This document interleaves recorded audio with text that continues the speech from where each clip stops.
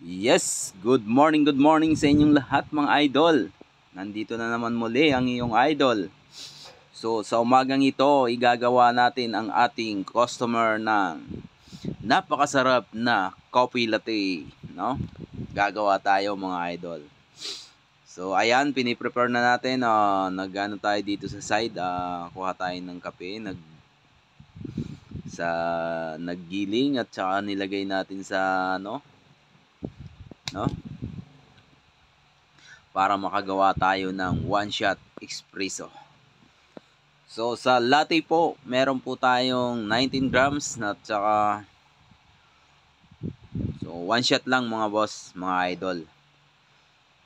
So, kung napapanood nyo yung mga video natin nung mga nakaraan mga idol, is training po yon. Training po natin, no? Sa paggawa ng kape. Ngayon po mga idol, ilang araw lang yung nakalipas, mag-isa na lang po tayong gumagawa sa kape mga idol. Wala na pong nagtuturo sa'yo dyan. Ikaw na po yung bahala sa sarili mo. Nasa sayo na masarapan yung iyong customer mga idol. No? So napakadali lang naman yan mga idol kung iaano natin kasi 19 grams lang of coffee yan, ganyan. Sa paggawa lang at saka sa pag-foam ng gatas mga idol. Doon nagkakatalo kung gaano ka nipis, kung gaano kakapal yung foam na gagawin mo. So, ayan mga idol, nililinisan natin yung nozzle ng machine para magpuprot tayo ng gatas. Kailangan make sure mo na malinis yan mga idol. Kasi syempre, iaano mo yan doon sa may gatas. Tapos iinumin ng customer yung gatas, di ba? Iinumin na yan, di ba? Kailangan malinis yan mga idol. Yan ang pinaka the best. Dapat lahat ng gamit, make sure mo na malinis yon mga idol, mga lodi. So ito na nga mga idol, sinishake muna natin yung gatas at syempre maglalagay na tayo dun sa para makapag-prot tayo ng gatas na ilalagay natin dun sa one shot of espresso na pag hinalo mo yon sa 3/4 na gatas at 1/4 na foam ay pwede mo nang tawaging coffee latte, no? Ayun mga idol, may knowledge kayong makikita doon, ha? May mga sinabi ako mga idol, no? Sana nakuha niyo 'yon, no? So syempre sa mga barista natin, sa mga nagbabar, di ba? Alam na alam nila 'yon kung ano yung timpla, mga ganun-ganon. So tayo, meron din tayong alam, no? May alam na tayo.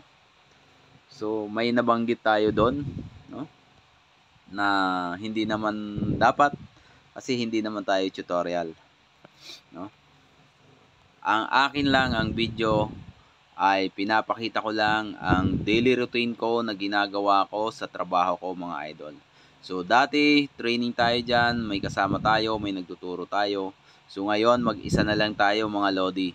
So wala talagang imposible.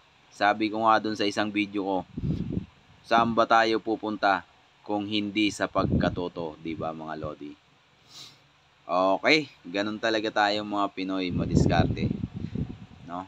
Samahan mo lang, kailangan porsigido ka sa sarili mo. Kaya mo yan, kaya mong gawin yan. Walang imposible. So, paano mga idol? Hanggang sa susunod na video, samahan niyo po ulit ako mga idol. So, kung nagustuhan niyo ang video mga idol, pwede nyong i-follow, pwede nyong i-share, pwede kayong mag-comment. Mag-iwan kayo ng magandang comment mga idol at babalikan ko kayo. Hanggang sa susunod na video mga idol. Eto na, patapos na tayo at ready to serve na yan sa ating guest mga idol. Umabot nga siya ng 5 minutes mga idol. Hanggang sa muli mga idol. Bye!